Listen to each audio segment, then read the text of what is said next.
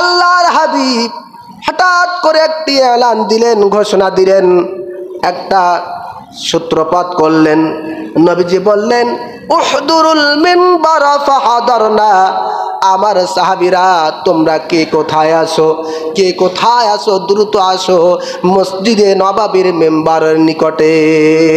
সুবহানাল্লাহ। নবীজি একটি এলান দিলেন সাহাবীদের মাঝে, উহদুরুল মিনবার ফাহাদারনা। তোমরা কে কোথায় আছো, দ্রুত চলে আসো মসজিদে নববীর মেম্বারের নিকটে। বলেন সুবহানাল্লাহ। প্রিয় বন্ধুগণ আমার, প্রিয় মুসলমান ভাইরা আমার, আমি এই মসজিদের ইমাম। এখন যদি কোনো কারণ ছাড়াই হঠাৎ করে যদি জুমা ছাড়াই মসজিদের মাইকে এসে যদি ঘোষণা দেই, এলান দেই, আমার প্রিয় মুসল্লিরা, আপনারা কে কোথায় আছেন দ্রুত মসজিদে চলে আসেন।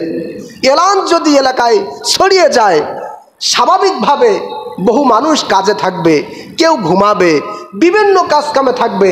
হঠাৎ করে প্রত্যেকের মনের মধ্যে একটা চিন্তা শুরু হবে, কি ফেরা হুজুর হঠাৎ করে মসজিদের মাইকে ঘোষণা দিল, কারণ কি? কোনো বিপদ না কোনো সুখবর? কারণটা কি? ঠিক কিনা বলুন? মানুষের অন্তরের মধ্যে কৌতূহল সৃষ্টি হয়ে যায়। আল্লাহর হাবিবও হঠাৎ করে তিনি মসজিদের মেম্বারে আসার জন্য আহ্বান করলেন। সাহাবায়ে কেরাম ছুটে আসলেন, কেউ কোনো কথা বলে না। কিন্তু আমি যদি ঘোষণা দেই, আমার মুসল্লিরা আসবে, আসার পরে আগে জিজ্ঞাসা করবে, হুজুর কি হয়েছে? ঠিক কিনা বলুন? এটা আমাদের চরিত্র। আর সাহাবীদের চরিত্র কেমন একটু মিলিয়ে নেন। আমি যদি মসজিদের মাইকে ঘোষণা দেই, মানুষ আসবে ঠিক, কিন্তু এসে চুপ করে বসে থাকবে না, বরং এসেই কে কার আগে জিজ্ঞাসা করবে, খবরটা জেনে নেবে, হুজুর কি হয়েছে? ঠিক কিনা বলুন? কি এটা আমরা পারবো? এটাই তো করবো নাকি? হুজুর কি বলবে সেটা পরের ব্যাপার, কিন্তু আমি যে এসেছি আমার ধৈর্য নাই। বিনা ধৈর্যে আমি কি করব? হুজুর কি হয়েছে, হঠাৎ করে ডাকলেন কেন? ঠিক কিনা বলুন? কিন্তু সাহাবায়ে কেরামদের ব্যবহার কেমন ছিল? আল্লাহর হাবিব ডেকেছেন তো ডেকেছেন, কে বলবেন না বলবেন, আল্লাহর হাবিবের ইচ্ছা খুশি সাহাবায়ে কেরাম উপস্থিত হয়েছেন, চুপ করে রয়েছেন, নীরব রয়েছেন। আল্লাহর হাবিব হুজরা মুবারক থেকে বাহির হলেন। বাহির হওয়ার পরে আল্লাহর হাবিব মসজিদে নববীর এই যে মেম্বরের প্রথম সিঁড়িতে পা মুবারক রাখলেন, রেখেই বললেন আমিন। সুবহানাল্লাহ।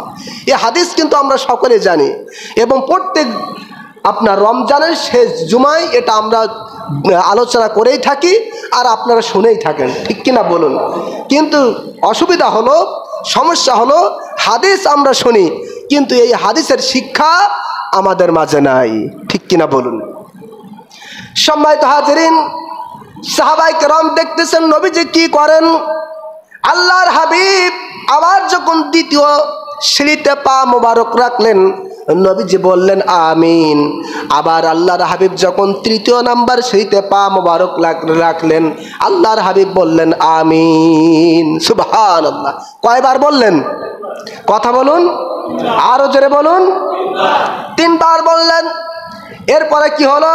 ফালাম্মা নাযালা কুলনা ইয়া রাসূলুল্লাহি সাল্লাল্লাহু আলাইহি ওয়াসাল্লাম লাকাদ সামি'না মিনকাল ইয়াউম।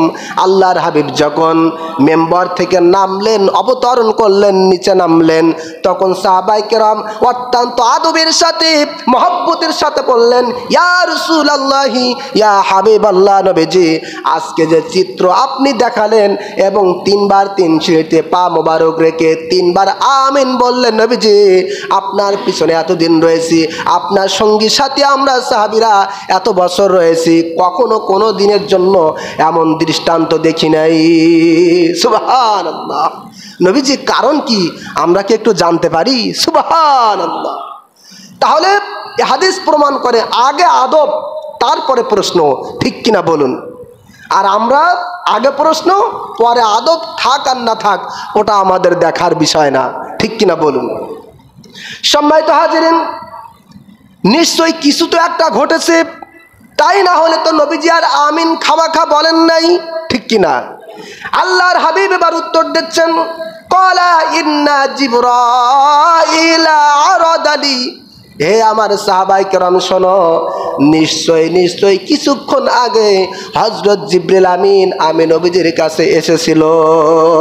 সুবহানাল্লাহ, আমি তো আর এমনি খামাখা আমিন বলি নাই, হযরত জিবরিল আমিন এসেছিল এবং 3টি সংবাদ দিয়েছে, যেই 3টি সংবাদের সমর্থনে আমি নবীজি আমিন বলেছি, যাতে আল্লাহ কবুল করে। বলেন সুবহানাল্লাহ। আল্লাহর হাবিব আবার বিস্তারিত বর্ণনা দিচ্ছেন। নবীজি বলছেন, সাহাবীরা ফাকালা বাউদা মান আদরাকা রমাদান ফালাম ইগফার লাহু, আমি যখন নবীজি ওই হুজরা মোবারক থেকে বাইর হয়ে মসজিদে নববীর মেম্বার মোবারকের প্রথম সিঁড়িতে পা মোবারক রেখেছে, সঙ্গে সঙ্গে হযরত জিবরিল আমিন আমার কাছে এসে বলেছেন, ইয়া রাসূলুল্লাহ, ইয়া হাবিবাল্লাহ, নবীজি যারা মাহে রমজান মাস পাওয়ার পরেও নিজেদের জীবনের গুনাহগুলো ক্ষমা করে নিতে পারলো না, মাফ করে নিতে পারলো না, ওই সমস্ত ব্যক্তিরা আল্লাহর রহমত থেকে দূরভীত। নাউজুবিল্লাহ, জোরে বলেন নাউজুবিল্লাহ। নবীজি বলছেন, সাহাবীরা হযরত জিবরিল আমিন আমার সাথে এই কথা বলেছেন, তার মানে এই কথাটা হযরত জিবরিল আমিনের একা নয়, বরং হযরত জিবরিল আমিনের মাধ্যমে আল্লাহ পাক স্বয়ং নিজেই বলেছেন যে যারা মাহে রমজান পাবে কিন্তু জীবনের গুনাহ মাফ করে নিতে পারবে না, তারা আমার রহমত থেকে দূরভীত।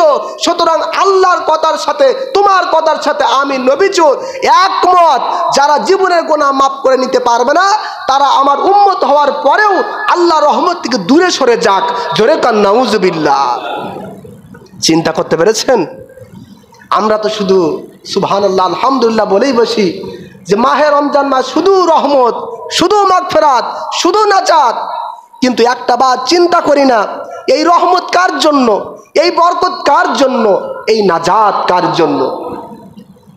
সম্মানিত হাজিরিন, আল্লাহর হাবিব বললেন, সাহাবীরা আমি নবীজি যখন মসজিদে নববীর মেম্বারের দ্বিতীয় সিঁড়িতে পা মোবারক রেখেছি, হযরত জিবরিল আমিন এসে বললেন, ইয়া রাসূলুল্লাহ, ইয়া হাবিবাল্লাহ, মান যুকিরতা ইনদাহু ফালাম ইউসাল্লি আলাইকা, ইয়া রাসূলুল্লাহ, ইয়া হাবিবাল্লাহ, নবীজি যারা আপনার নাম মোবারক শোনার পরে দরুদ ও সালাম পাঠ করবে না, ওই সমস্ত ব্যক্তির প্রতি ওই সমস্ত ব্যক্তি আল্লাহর রহমত থেকে দূরে সরে যাক। নাউজুবিল্লাহ বলুন। চিন্তা করুন একটু, আল্লাহর হাবিব বলছেন যে যারা আমার নাম মোবারক শোনার পরে আমি নবীজির প্রতি একবার দরুদ পাঠ করবে, আল্লাহ পাক সঙ্গে সঙ্গে তার আমল নামায় 10টি সওয়াব দান করেন। সুবহানাল্লাহ। আমি নবীজির নাম মোবারক শোনার পরে যারা আমি নবীর প্রতি একবার দরুদ পাঠ করবে, আল্লাহ পাক তার আমল নামা থেকে 10টি গুনাহ মাইনাস করে দেন, মুছে দেন। সুবহানাল্লাহ। সুতরাং এত ফজিলাত শোনার পরেও যারা আমি নবীজির প্রতি দরুদ পাঠ করবে না, তারা আল্লাহ রহমত থেকে দূরীভূত হয়ে যাবে। জোরে কান নাউজুবিল্লাহ। আল্লাহর হাবিব বললেন, সাহাবীরা এজন্য আমি বলেছি আমিন আমিন। আল্লাহ যারা আমি নবীজির নাম মোবারক শোনার পরে আমি নবীজির প্রতি দরুদ ও সালাম পাঠ করবে না, ওই সমস্ত ব্যক্তি আল্লাহর রহমত থেকে দূরে সরে যাক। নাউজুবিল্লাহ। আল্লাহর হাবিব বললেন, সাহাবীরা আমি নবীজি যখন মসজিদে নববীর মেম্বরের 3য় নাম্বার সিঁড়িতে পা দিয়েছি, পা দেওয়ার সাথে সাথে হযরত জিবরিল আমিন এসে বললেন, ইয়া রাসূলুল্লাহ, ইয়া হাবিবাল্লাহ, নবীজি বাউদা মান আদরাকা আবাইহিল কিবারা আও আহাদুহুমা ফালাম ইদখিলাহুল জান্নাহ, যাদের মা বাবা দুনিয়াতে বেঁচে রয়েছে, অথবা মা অথবা বাবা দুজনের যে কোনো একজন বেঁচে রয়েছে, তাদের খেদমত করে যে সমস্ত ব্যক্তিরা আল্লাহর জান্নাত হাসিল করতে পারলো না, ওই সমস্ত ব্যক্তিরা আল্লাহর রহমত থেকে দূরে সরে যাক। নাউজুবিল্লাহ। একটু চিন্তা করুন, নবীজি বলেছেন, হুমা জান্নাতুকা ওয়া নারুকা, পিতা মাতা হচ্ছে তোমার জান্নাত পিতামাতা হচ্ছে তোমার জাহান্নাম। পিতামাতার দিকে মায়ার নজরে, রহমতের নজরে একবার দৃষ্টি দিলে কবুল হজের সওয়াব হয়। একবার নয়, দুইবার নয়, শতবার কেউ যদি পিতামাতার দিকে একটু মায়ার নজরে শুধু তাকাবে, তাকানোর কারণে আল্লাহ পাক তাদের প্রত্যেকের আমল নামায় এক একটি করে কবুল হজের সওয়াব দান করেন। সুবহানাল্লাহ। সুতরাং এই পিতামাতা নামক মহান নিয়ামত পাওয়ার পরে যারা পিতামাতাকে খেদমত করতে পারলো না, আল্লাহর জান্নাতকে নিতে জানলো না, তারা রহমত থেকে দূরে সরে যাক। আল্লাহর কথার সাথে, জিবরাইলের কথার সাথে আমি নবীজিও একমত, আমিন বলে দিলাম। তারা আমার উম্মত হওয়ার পরেও রহমত থেকে দূরে সরে যাক। জোরে কর নাউজুবিল্লাহ। সুতরাং আজকের খুতবার মূল বিষয় হলো এই মাহে রমজানের মোবারকের জুমাতুল বিদার মূল বিষয় হলো পিতামাতার খেদমত। পারবো তো ইনশাল্লাহ? মাহে রমজানের জুমাতুল বিদার মূল বিষয় হলো নবীর প্রতি দরুদ সালাম।